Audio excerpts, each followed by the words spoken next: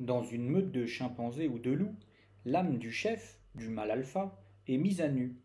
Vivant quotidiennement au contact des membres de la meute, ces derniers le connaissent vraiment, contrairement aux hommes qui aujourd'hui ne connaissent leur chef que par les discours qu'ils choisissent de rendre publics et par images interposées.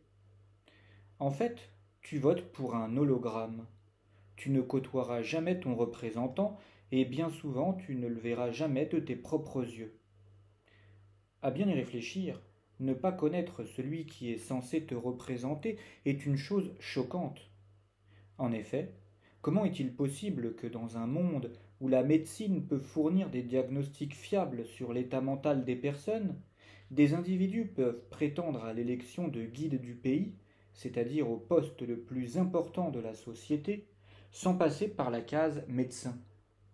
Que cela ne choque personne et pire, laisse tout le monde indifférent. Ceci me sidère complètement. Lecteur, tu dois voir la nation comme un navire. Mais qui choisirait le capitaine du navire en se concentrant sur des critères comme l'éloquence, la répartie ou la sympathie, et sans jamais s'interroger sur sa santé mentale ou simplement sur sa vue? En procédant ainsi, on prend de gros risques, et que personne ne s'étonne par la suite que le capitaine soit un fou et s'endorme pendant le trajet, ou alors qu'il jouisse d'une piètre vue l'empêchant de voir les icebergs à l'horizon. Pire, en procédant ainsi, que personne ne s'étonne par la suite d'avoir un aveugle au gouvernail. Bref, en choisissant ton capitaine sans savoir qui il est, mais en te concentrant sur son apparence, c'est-à-dire uniquement sur l'image qu'il souhaite te renvoyer, eh bien ne pleure pas si le bateau coule et s'il n'y a pas de canot de sauvetage prévu pour toi et tes enfants. Aujourd'hui, les femmes et les hommes qui désirent adopter un enfant sont placés sur liste d'attente pour savoir s'ils sont aptes à prendre en charge un petit être humain.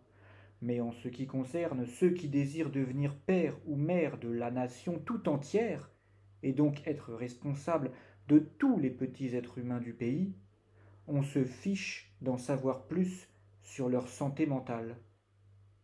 Ce non-sens, que dis-je, cette folie, est tellement ancrée dans les mœurs que je me demande si j'ai raison d'en être aussi frustré.